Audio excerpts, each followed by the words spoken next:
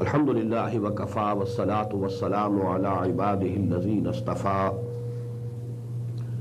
خصوصا على أفضلهم وخاتم النبيين محمد الأمين وعلى آله وصحبه أجمعين. أما بعد فقد قال الله تبارك وتعالى كما ورد في سورة الحديد: أعوذ بالله من الشيطان الرجيم بسم الله الرحمن الرحيم. ولقد أرسلنا نوحا وإبراهيم وجعلنا في ذريتهما النبوة والكتاب فمنهم مهتد وكثير منهم فاسقون ثم قفينا على آثارهم برسلنا وقفينا بعيسى ابن مريم وآتيناه الإنجيل وجعلنا في قلوب الذين اتبعوه رأفة ورحمة ورهبانية ابتدعوها ما كتبناها عليهم إلا ابتغاء رضوان الله فما رعوها حق رعايتها فآتينا الذين آمنوا منهم أجرهم وكثير منهم فاسقون. يا أيها الذين آمنوا اتقوا الله وآمنوا برسوله يؤتكم كفلين من رحمته ويجعل لكم نورا تمشون به ويغفر لكم والله غفور رحيم. لئلا يعلم أهل الكتاب أن لا يقدرون على شيء من فضل الله وأن الفضل بيد الله يؤتيه من يشاء والله ذو الفضل العظيم. صدق الله العظيم. رب اشرح لي صدري ويسر لي أمري واحلل عقدة من لساني يفقهوا قولي. اللهم ربنا ألهمنا رشدنا وأعذنا من شرور أنفسنا. اللهم أرنا الحق حقا وارزقنا اتباعه وأرنا الباطل باطلا وارزقنا اجتنابه. اللهم اجبر قلوبنا بالإيمان واشرح صدورنا للإسلام ووفقنا لما تحب وترضى. اللهم طهر قلوبنا من النفاق وأعلنا من الرياء وألسنتنا من الكذب وأعيننا من الخيانة فإنك تعلم خائنة الأعين وما تخفي الصدور. آمين يا رب العالمين. Dear brothers and sisters in Islam, Assalamu alaikum wa rahmatullahi wa barakatuh. By the blessings and grace of Allah subhanahu wa ta'ala, we have in our own humble way completed the study of 3 sections of Surat Hadeed. Only the last section, that is the 4th, now remains. And this is the smallest section. But as you have the saying in English language, last but not the least, although it's the last, but it is very important in its own place, in its own right. But before I proceed with the study of this last section of Surah Al-Hadeed, I will again like to have a bird's eye view over the whole of the surah, so that the line of argument that is coming, proceeding from the very beginning, that comes to your minds again. The first 6 ayat of this surah al-Mubarakah, as I told you, as far as I have understood, as far as I can say, they are the most profound ayat of the Quran regarding the discussion on the person and attributes of Allah subhanahu wa ta'ala at the highest philosophical level. The next 5 ayat, they are very important, most profound, regarding the practical aspect of deen. First 6 ayat, that is the person and attributes of Allah subhanahu wa ta'ala. That's the most important aspect, intellectually. But practically speaking, 5 ayat. In first of the 5 ayat, we have 2 demands of Allah subhanahu wa ta'ala. Believe in me as you ought to believe. Believe in my messenger as you ought to believe. Not a verbal attestation alone, conviction from the depths of your hearts. Number two, whatever I have given you, you are not the owners. I own everything. You are the custodians, the trustees only. And this is the test for you. You spend it for my pleasure, in my cause. From all the things on which I have given you vicegerency. Two demands. Aminu anfiqu. If you fulfill the two demands, I promise salvation. فَالَّذِينَ آمَنُوا مِنْكُمْ وَأَنْفَقُوا لَهُمْ أَجْرٌ كَبِيرٌ. Now for each demand there are two ayats. In the first, a sort of rebuke. What has happened to you? Why don't you have the real faith? While our Prophet ﷺ is calling you to have real belief in nobody else but your own master, your own creator, your own sustainer, your own Lord. وَالرَّسُولُ يَدْعُوكُمْ لِتُؤْمِنُوا بِرَبِّكُمْ وَقَدْ أَخَذَ مِيثَاقَكُمْ. And he has already extracted from you the covenant. The first covenant, before sending you to this world, while you were in the spiritual world only. أَلَسْتُ بِرَبِّكُمْ قَالُوا بَلَا. And the second covenant, when you said سَمِعْنَا وَأَطَعْنَا, when you embraced Islam, when you proclaimed that you believe, إِنَّ اللَّهَ اشْتَرَى مِنَ الْمُؤْمِنِينَ أَنفُسَهُمْ وَأَمْوَالَهُمْ بِأَنَّ لَهُمُ الْجَنَّةَ. You are already sold. So why don't you have this real belief? And if you feel that really that something is wanting, something is deficient, don't be disappointed. We have given you the source to have iman. هُوَ الَّذِي يُنَزِّلُ عَلَىٰ عَبْدِهِ آيَاتٍ بَيِّنَاتٍ لِيُخْرِجَكُم مِّنَ الظُّلُمَاتِ إِلَى النُّورِ.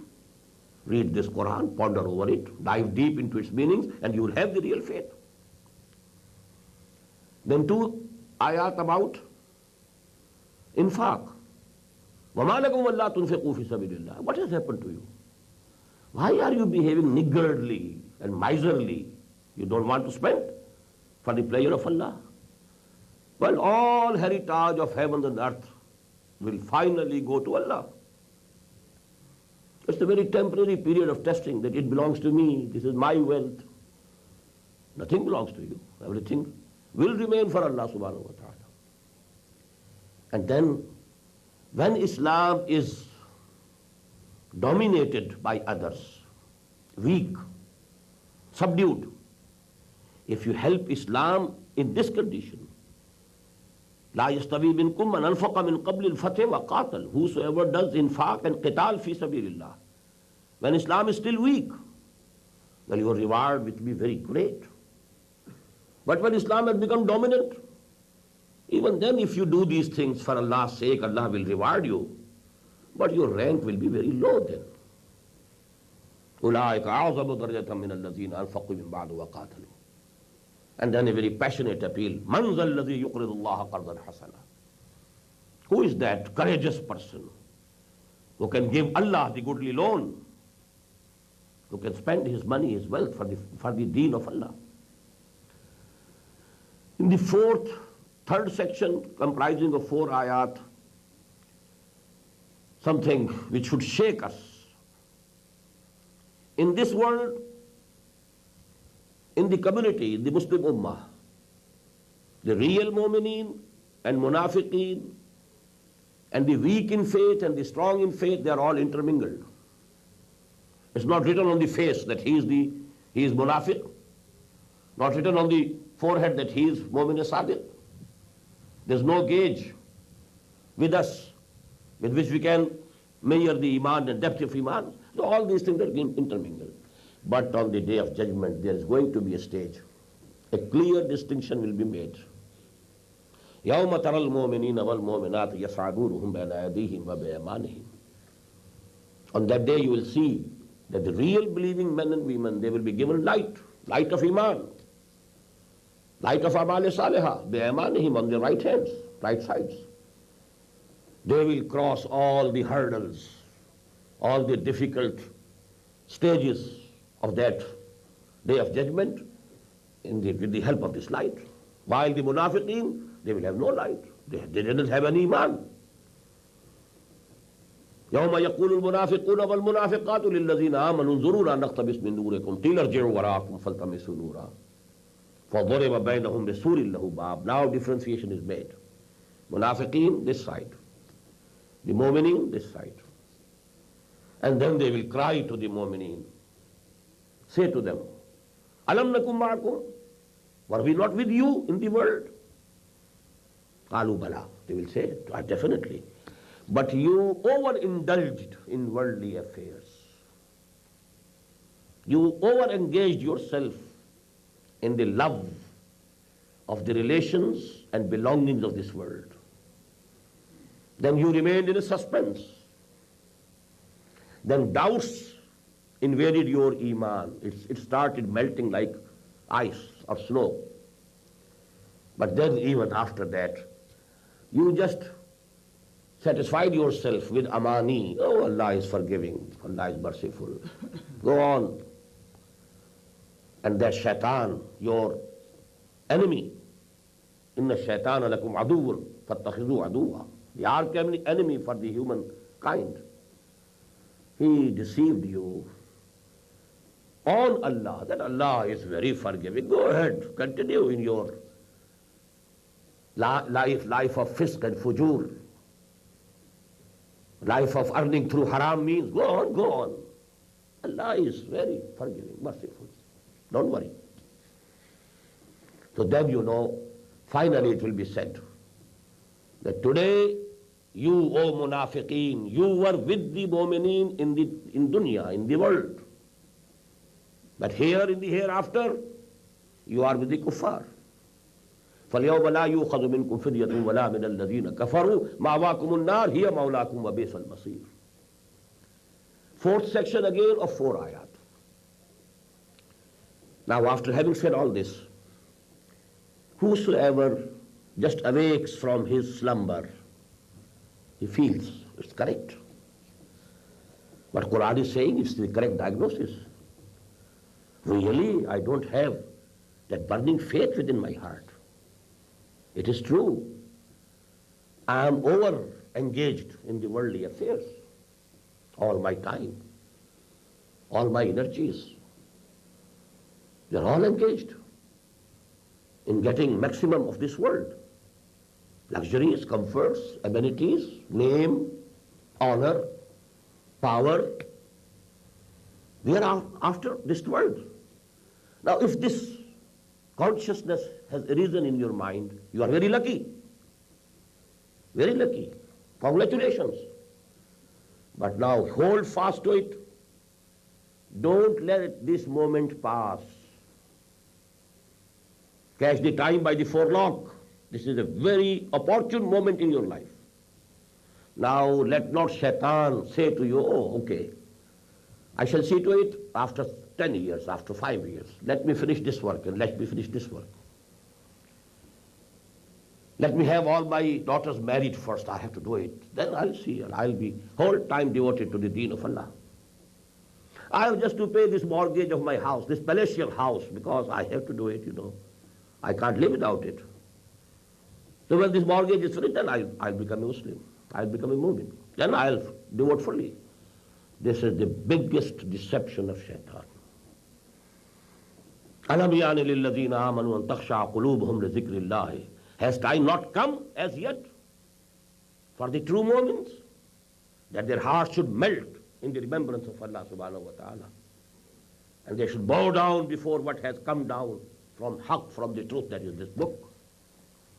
And they shouldn't become وَلَا يَكُونُوا كَالَّذِينَ أُوتُوا الْكِتَابَ مِنْ قَبْلِ. They shouldn't become like those who were given the book before them. What happened? Their hearts hardened, although they were the chosen people of the Lord. No doubt. Quran also says, Ya Bani Israel azkuru ni'mati allati an'amtu alaykum wa anni faddaltukum 'ala al-'alamin.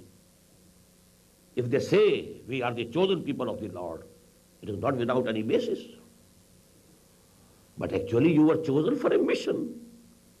You left the mission back and you thought we are chosen. The same which we think. There's no difference. Difference of a dot or a jot. The same attitude of the Muslims of today. The hearts hardened. ثم قست قلوبكم فهي كالحجارة وأشد قسوة. So that is an example for you. They have been deposed from this position due to this attitude of theirs. Let this fate not befall you. And if you actually find that there's no iman within me, the land of my heart is barren, don't be disappointed. اعلموا أن الله يحيي الأرض بعد موتها. Note it that Allah subhanahu wa ta'ala revives the land after its death. Barren land, rain falls and it again comes to life.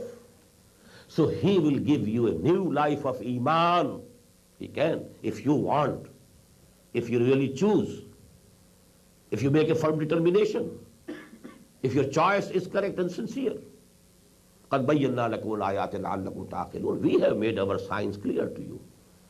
Even if now you don't take the courage, now it's up to you. If you want now really, you have to plow the land of your heart. And that plowing is in anfiqu. And this infaq can take two shapes, two heads. Sadaqah for the poor, for the needy. Spending for charity. And the second, spending for the deen of Allah. إِنَّ الْمُصَّدِّقِينَ وَالْمُصَّدِّقَاتِ وَأَقْرَضُوا اللَّهَ قَرْضًا حَسَنًا يُضَاعَفُ لَهُمْ وَلَهُمْ أَجْرٌ كَرِيمٌ. And if after doing this, plowing your land of your heart, now if you put the seed of iman, it will flourish. The harvest of iman, the tree of iman. كَمَثَلٍ طَيِّبَةٍ كَشَجَرَةٍ طَيِّبَةٍ أَصْلُهَا ثَابِتٌ وَفَرْعُهَا فِي السَّمَاءِ. It would be like that shajara tayyibah in your heart. And then, this break having been released, now you can go ahead and reach the levels of either shuhada or siddiqeen. Open. These ranks are open for you. And you will have the light that will appear on the day of judgment. As for those who reject our ayat, who belie them, well, they are the people of the fire. The fifth section, you are very fond of this worldly life. What is it? اعلموا أنما الحياة الدنيا لعب ولهو وزينة وتفاخر بينكم وتكاثر في الأموال والأولاد. 5 periods, one after the other.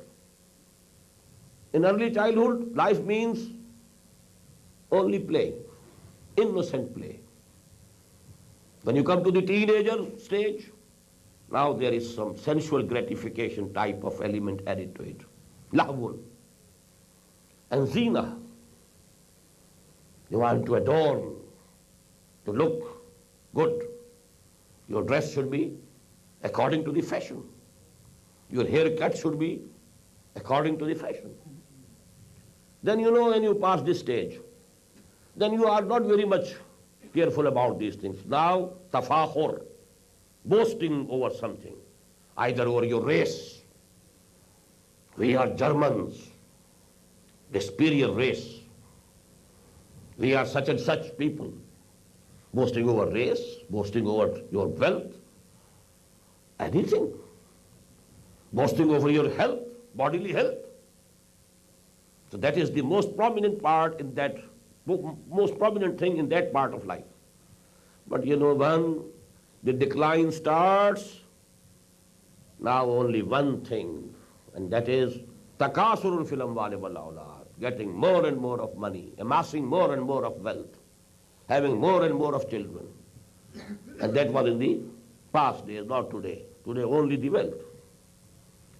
And this, you can complete this subject with the surah of the last part, Alhaakumut takasur hatta zurtumul maqabir. This period continues till death.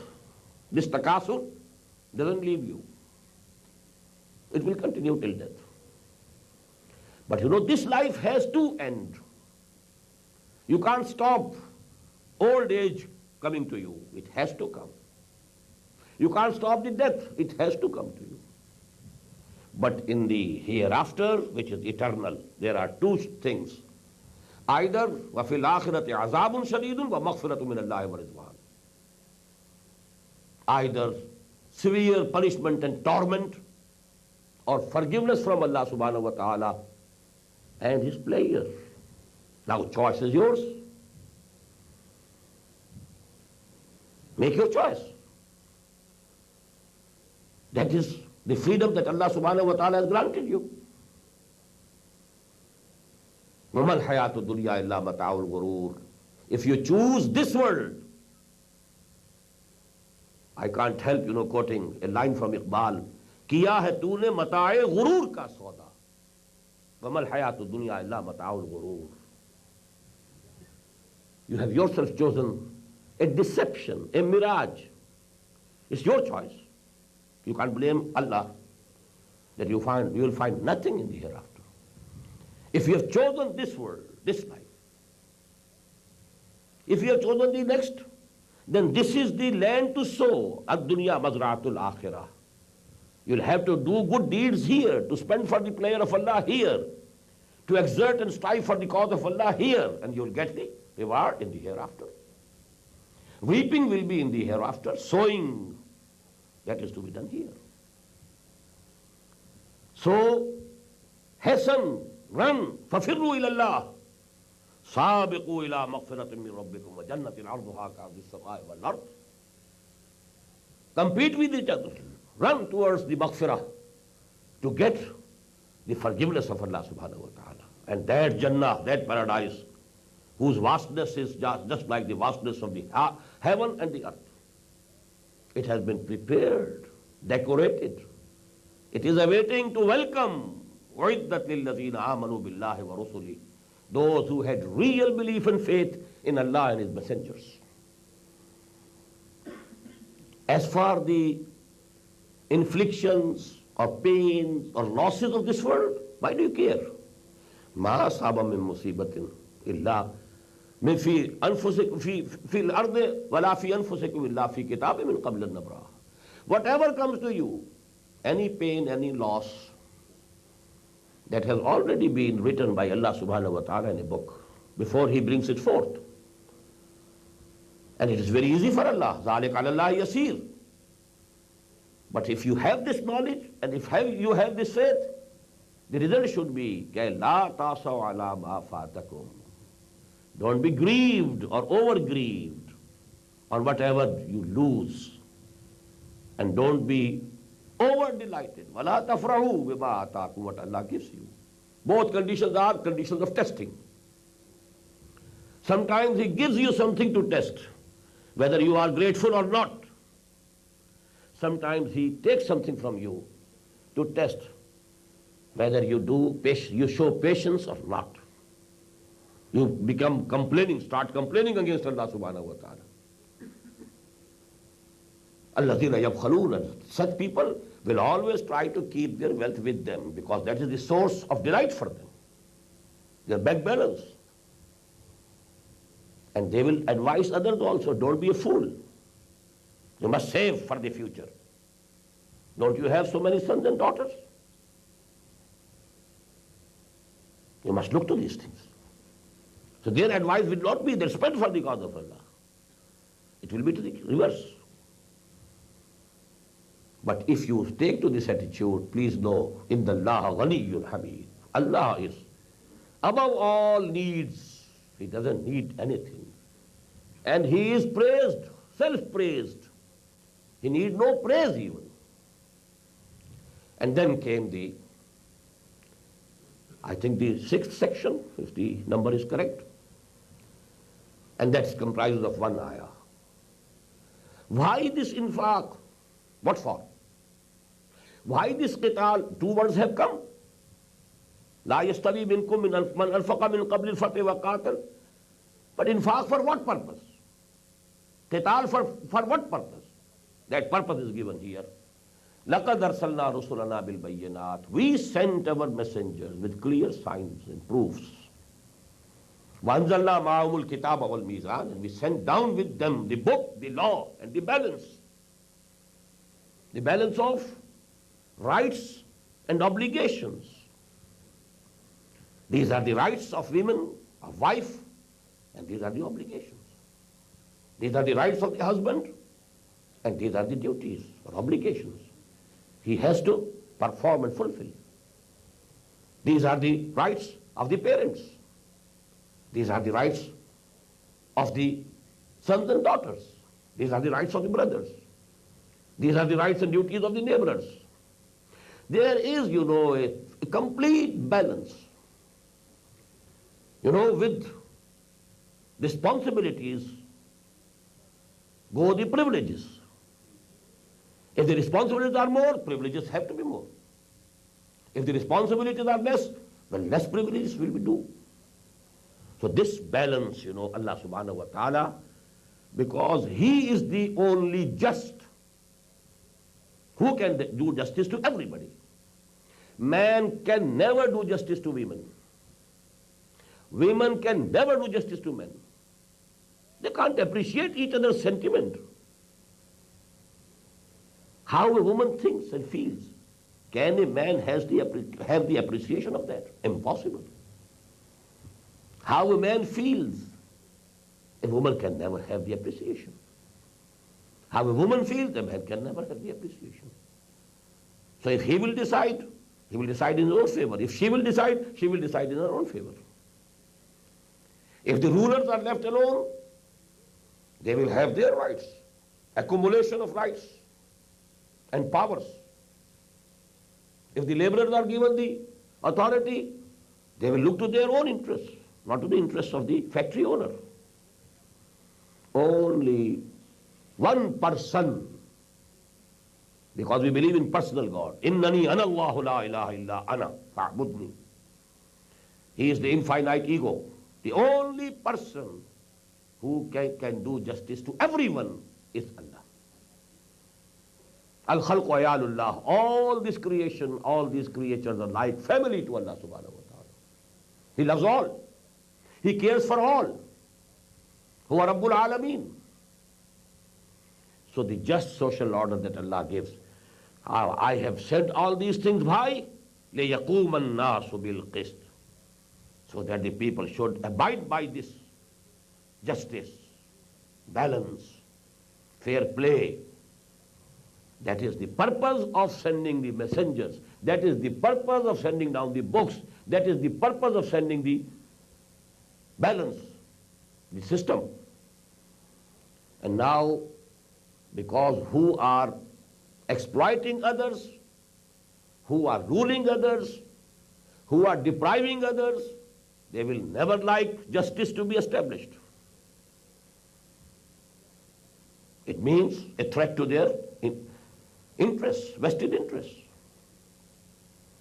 The feudal landlord will try to continue this feudal system because he is having luxuries at the cost of the tiller, the laborer working in the field. He is enjoying. He lives in air-conditioned houses. But in the blood and sweat of the laborer, of the tiller of the land, that is actually producing wheat. But they are in luxuries, in their bungalows, air-conditioned bungalows. And the tiller sowed and then reaped in burning heat. So will the feudals ever allow you to change this system? Will the capitalists ever allow you to change the system? Will the monarchs ever allow you to put an end to the monarchy? Just simple. There has to be some strife. And Allah says, we have sent down iron also, with which you can make swords and spears and shields and so on. Although some other things, utensils of use, can also be made out of this iron. But it is primarily we sent it down. وَأَنزَلْنَا الْحَدِيدِ فِيهِ بَأْسٌ شَدِيدٌ. The strength of arms we have put in this iron. وَلَيَعْلَمَ اللَّهُ مَنْ يَنْصُرُهُ وَرُسُلَهُ بِالْغَيْبِ. And it is so that Allah subhanahu wa ta'ala wants to see who are His faithful servants and bondsmen, really believing in him and his messengers, who are ready to take this power of steel and iron in their hand and to fight against those who want to obstruct the way of Allah subhanahu wa ta'ala, to obstruct the establishment of the just social order given by Allah subhanahu wa ta'ala. And in the way they should help Allah and his messenger. وَلَيَعْلَمَ اللَّهُ مَنْ يَنْصُرُهُ وَرُسُلَهُ بِالْغَيْبِ. The last words of this ayah remain, unexplained. I realized later on, Inna Allah qawiyyun aziz. He is himself all powerful. He can do it in no time. But it is only to test you. If he does it, how will it be decided? What's your position? How sincere you were? What was the depth of your iman? How shall we differentiate between Abu Bakr and Abdullah ibn Ubay? Both will be equal. They might have been standing shoulder to shoulder behind the Prophet ﷺ in the first line, in the prayers in the mosque of the Prophet. So this differentiation is to be made. فَلَيَعْلَمَنَّ اللَّهُ الَّذِينَ صَدَقُوا وَلَيَعْلَمَنَّ الْكَاذِبِينَ. We have read it in Surah Al-Ankabut. وَلَيَعْلَمَنَّ اللَّهُ الَّذِينَ آمَنُوا وَلَيَعْلَمَنَّ الْمُنَافِقِينَ. We have to do it. Otherwise we are ourselves powerful enough. We can do it in no time. إِنَّمَا أَمْرُهُ إِذَا أَرَادَ شَيْءًا فَإِنَّمَا يَقُولُ لَهُ كُن فَيَكُونُ. We have to only say be, and it will become. Inna Allah qawiyyun aziz. He is qawi, he is aziz. His authority is unlimited, absolute. He is powerful to do anything he likes. فَعَالٌ لِمَا يُرِيدُ. But it is all for the purpose of testing you, measuring your depth of conviction and devotion. And that measurement will be by the amount that you have of your time, your energies, your wealth, your belongings, your sons, your daughters. If you have if you have dedicated all of them for the deen of Allah, then it shows you really meant business. If you say that I loved Allah, you are correct. Your behavior is a witness to it. Now we are coming to the fourth section of this surah. In a way it may be called an anticlimax. What do you mean by that? Not exact, the literary sense. One extreme, is that this world becomes the goal of a person. His priorities are, number one, this world, its luxuries, its wealth, its property, its honor, its name, its power. People work very hard. Just remember how hard Zulfikar Ali Bhutto worked to ascend to that seat of government in Pakistan. Very hard. Although he was born not only with a silver spoon, but a golden spoon in his mouth. But the hard work, I am a witness to it. I have been seeing all these things. Making 6 speeches a day, when his voice was absolutely hoarse. He had to exert to the utmost for his voice to come out. He gathered 300,000 people in remote corners of Punjab. He could do it. But what for? Power. Reins of power should be in the hand. That's the only cause. That was the only purpose. So actually, one is that in this dunya, this world, this life, and don't think only money, power, name. People should know me. Name and fame. Projection of personality. All things relating to this world and this life. If that is the end, that is the end, that is the goal, that is the real object, it's one extreme. But there has been another extreme also. And that is what we call Rahbaniyya. Leaving this world. It's absolutely sinful. Not marrying. How can I remember Allah when I am with my wife and my children? We are not going to this. In the monasteries, in the caves, tops of the mountains, worshipping and worshipping and worshipping and worshipping, doing hard spiritual exercises, whole life, abstaining from everything of this world, going hungry days and weeks together. These things have been done. The history of Christian monasticism is a witness to it. India, Buddhists, tapasya, the rishis and munis, what they have been doing. Not marrying the bhikshus of the Buddhists. No marriage. This is a sin. That's the other extreme. Now Islam is actually sawa as-sabil, a middle road. Qasdus sabil, qasd, iqtisad, the middle way, sarat mustaqim, the straight path. You call, equator, khate istawa. Why? It is right in the middle of the globe, dividing it into two parts, two hemispheres. So actually, this is khate istawa. Sawa means barabar, equal. So actually, sawa sabil, that we want to follow, which Allah subhanahu wa ta'ala wants us to follow, that is the middle path. And just note, we have been given the title, the middle ummah.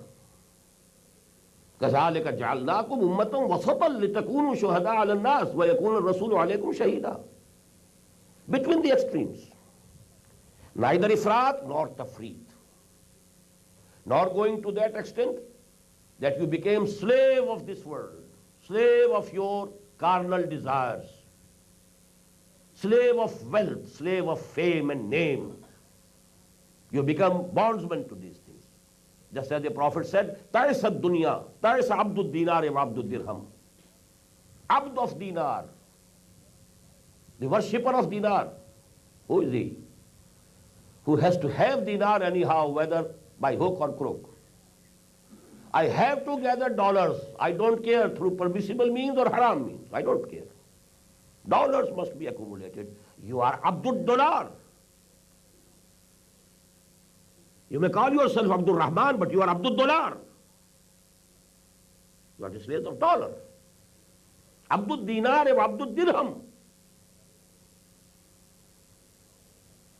So one extreme is this. The other is, no, leave it. No marriage, no family, nothing of this sort.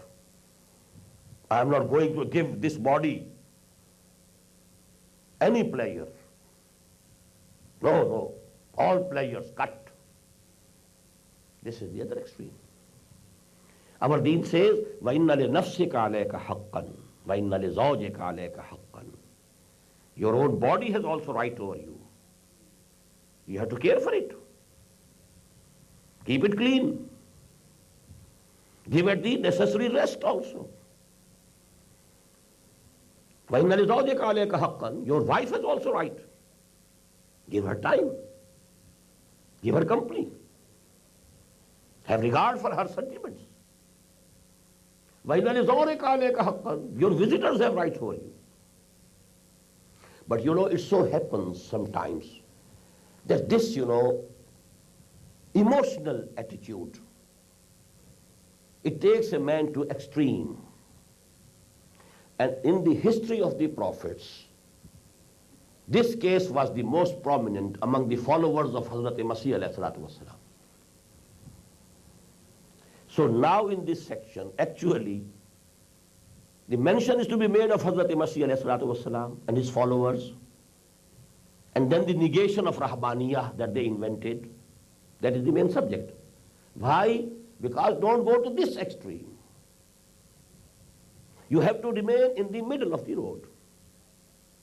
You have to pursue sawa as-sabil, sirat al-mustaqim, qasd as-sabil, not extremes. And secondly, remain in this world and then be pure. To be away from this world and remaining pure, it's no bravery. It's just running away. Face it. Remain here. درمیان قار دریا تختہ بندم کر دئی بعض بھی گوئی کہ دامن ترمکل ہوشیار باش. Oh Allah, you have thrown me in an ocean of sin, and I have only a log of wood to cling to it, and I am in the ocean. And then you tell me I shouldn't let my clothes being wet. درمیان قار دریا تختہ بندم کر دئی بازمی گوئی کہ دامن ترمکن ہوشیار باش. Remain here and then remain pure. If you abstain, you leave this world, it's nothing. So please note two words: self-control and self-annihilation. These are two absolutely different things. Self-annihilation is killing yourself. Self-control is keep it, but control it. Your ego should be powerful enough to control your baser self, the id or libido.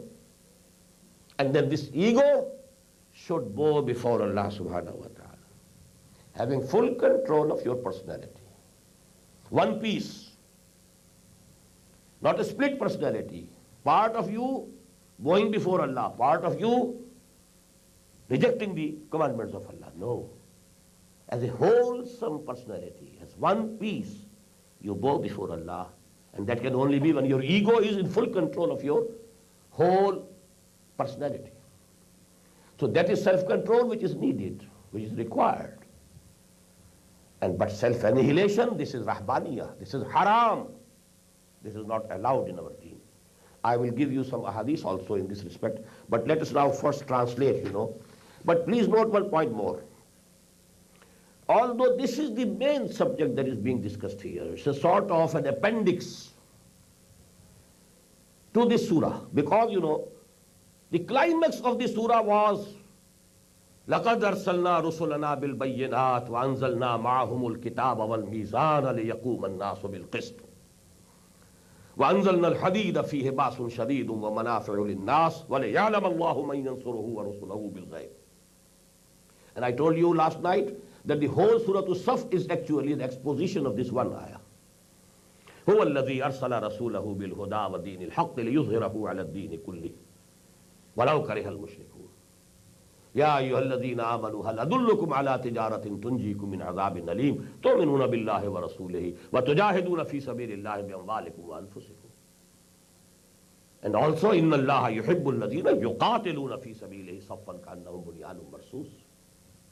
And ending with the call, the clarion call, يَا أَيُّهَا الَّذِينَ آمَنُوا كُونُوا أَنصَارَ اللَّهِ كَمَا قَالَ عِيسَى ابْنُ مَرْيَمَ لِلْحَوَارِيِّينَ مَنْ أَنصَارِي إِلَى اللَّهِ قَالَ الْحَوَارِيُّونَ نَحْنُ أَنصَارُ اللَّهِ. All this, Surah As-Saff is the sort of exposition of this ayah. Now it's an appendix that never go to the other extreme also. And there's an example of Jesus and his followers. Not Jesus, followers of Jesus. They took to the extreme other side of the other extreme. So don't follow it. And I told you, in these surahs, the address is not to the people of the book. The address is not towards the idol worshippers of the Arabian Peninsula, to the Muslim Ummah. But they have been mentioned as an example for getting lessons from the past. But actually it is for us to have the lessons, to learn the lessons. But I was going to give you a point which is very important. In Quran we find, the main subject is being discussed, and alongside that main subject, there are some side issues which are very important academically. But there are side issues there. And you will find the best examples in these four ayahs, two very important examples. Although it's a side issue, but it's very important from the academic point of view. Now please read. وَلَقَدْ أَرْسَلْنَا نُوحًا. Just see, mention was to be made of Hazrat Masih, but it's the preface. وَلَقَدْ أَرْسَلْنَا نُوحًا وَإِبْرَاهِيمَ. And verily we sent Nuh alayhi salatu wassalam, as well as Ibrahim alayhi salatu wassalam. They were also our messengers, just as Muhammad is our messenger, sallallahu alayhi wa sallam. وَلَقَدْ أَرْسَلْنَا نُوحًا وَإِبْرَاهِيمَ وَجَعَلْنَا فِي ذُرِّيَّتِهِمَا النُّبُوَّةَ وَالْكِتَابَ. And we appointed the book and the prophethood in the progeny of these two. What does it mean? After Nuh, there could be no prophet except in the progeny of Nuh alayhi salatu wassalam. And after Ibrahim, there couldn't be any prophet except in the progeny of Ibrahim alayhi salatu wassalam. It's very important historically speaking. What does it mean? Ibrahim alayhi salatu wassalam was, time of Ibrahim was round about 4,000 to 4,500 years from this time. After that time, no prophet has come in any part of the world who is not belonging to the progeny of Ibrahim. One line was Ishaq, Yaqub, then Bani Israel, a long list of the whom you call the prophets of the Old Testament, ending with Jesus alayhi salatu wasalam, Masih. The other was Madian or Midian, third wife of Hazrat Ibrahim, Qatura. From her there was another line, and Shu'aib alayhi salam was sent in that line. The third, and actually the foremost, because the eldest son was Ismail. He was the prophet, but after him no prophet in that line. But last, but not the least, but the greatest prophet, that is Muhammad sallallahu alaihi wasallam, came in that line. So this is absolutely sure. If there is any possibility of any prophet in any other part of the world, then he must be from the progeny of Ibrahim. Maybe some branch of the progeny of Ibrahim might have migrated to that period, to that area. Otherwise impossible. Why I am telling you these things? There are certain evidences that in India also prophets were sent. A very big scholar of India, Maulana Manadir Hasan Gilani, is absolutely sure that Gautam Buddha,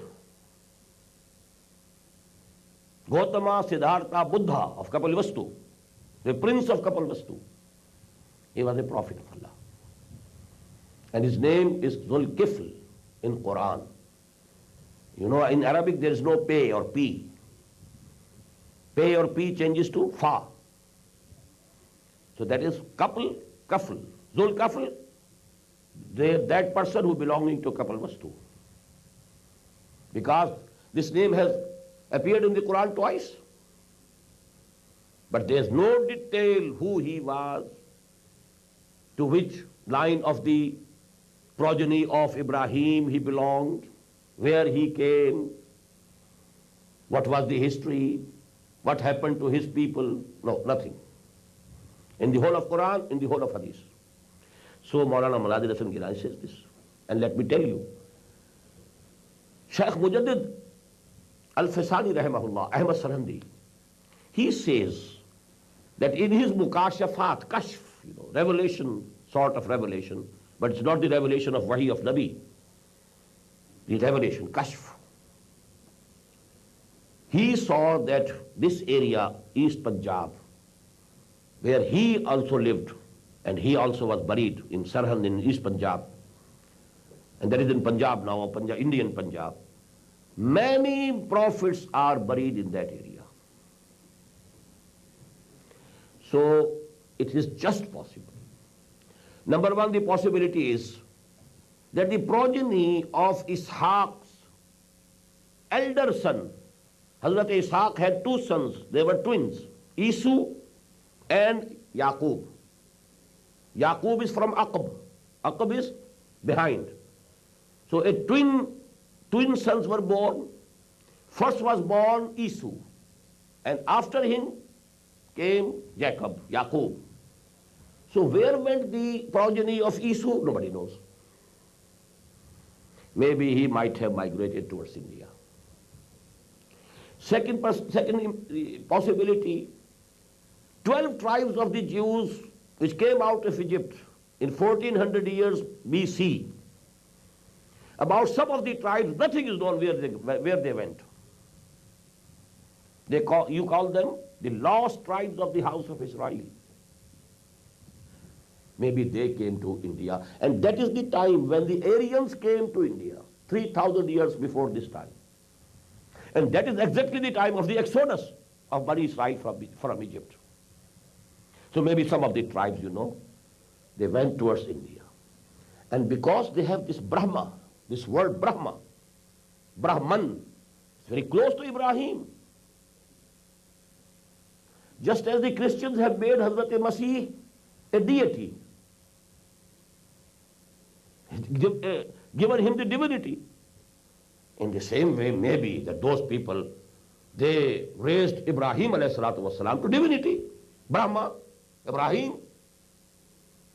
And you have all the characteristics there, In Egypt, people used to worship cow and calf. Same is the case in India. Yellow color, safra, that is sacred here, sacred over there. What did Hazrat Musa do with the calf of Samri? Burnt it, and then its ashes were thrown in the river, in the ocean, in the sea. What do they do with their dead? Burn it, and the ashes are thrown in the rivers or the ocean. So there are just possibilities that some of the tribes from the progeny of Hazrat Ibrahim, and let me tell you here, there's a person who had just recently died, Shams Naveed Usmani, a very big scholar in India. He died at Rampur. He has written recently a very important book, Ab bhi na jage to. The title is very strange, but the book is very important. He has proved, and actually not he, but a French scholar who remained in India for 40 years, and then he wrote a book, The Hindu Manners and Customs and Ceremonies. The author is A.J.A. Dubois, A.J.A. D-U-B-O-I-S, a French scholar. He wrote the book, and he came to the conclusions that Manu of India is Mahanuvu, Hazrat Nuh alayhi salatu wassalam. They believe in Nuh, and in their scriptures there are the glad tidings about the advent of Muhammad sallallahu alayhi wasallam. Just as they were in Injil and in Torah, they are present up till date. But the name is Ahmad, that has changed into Ahmed. Amitabh. Amitabh is the light of Ahmad, Noor of Muhammad sallallahu alayhi wasallam. This is the word that they use, Amitabh. Ahmad, and Ab is the shine. So this book is a must for everybody who belongs to the Indian subcontinent, so as to know, one opinion of a scholar about the background. But one thing we know for certain, Allah subhanahu wa ta'ala has been sending prophets to all the nations. وَإِن مِّن قَرْيَةٍ إِلَّا خَلَا فِيهَا نَذِيرٌ. There has been no town in which we have not sent any warner. وَلِكُلِّ قَوْمٍ هَادٍ. To every nation we had sent people for guidance. So it's just possible, but it's very important. وَلَقَدْ أَرْسَلْنَا نُوحًا وَإِبْرَاهِيمَ وَجَعَلْنَا فِي ذُرِّيَّتِهِمَا النُّبُوَّةَ وَالْكِتَابَ فَمِنْهُمْ مُهْتَدٍ وَكَثِيرٌ مِّنْهُمْ فَاسِقُونَ. Some of those, the progeny of Ibrahim, they are on the right path. They are the rightly guided people. But, majority of them are the transgressors. Now they have shown their backs to the covenants that they made with Allah subhanahu wa ta'ala. ثُمَّ قَفَّيْنَا عَلَىٰ آثَارِهِمْ بِرُسُلِنَا.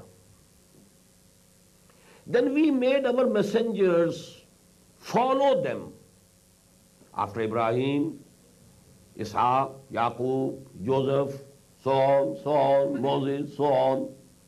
ثُمَّ قَفَّيْنَا عَلَىٰ آثَارِهِمْ, in their footsteps. We made, a chain of messengers we sent. وَقَفَّيْنَا بِعِيسَى ابْنِ مَرْيَمَ. And in the end we sent, we made Isa, son of Mary, follow these. It was a chain, as I told you. I've told you time and again that the chain of the prophets in the former Muslim Ummah never broke for 1400 years. And the hadith is there in the Sahih of Imam Bukhari, rahimahullah. Kanat Banu Israel tasusuhumul anbiya.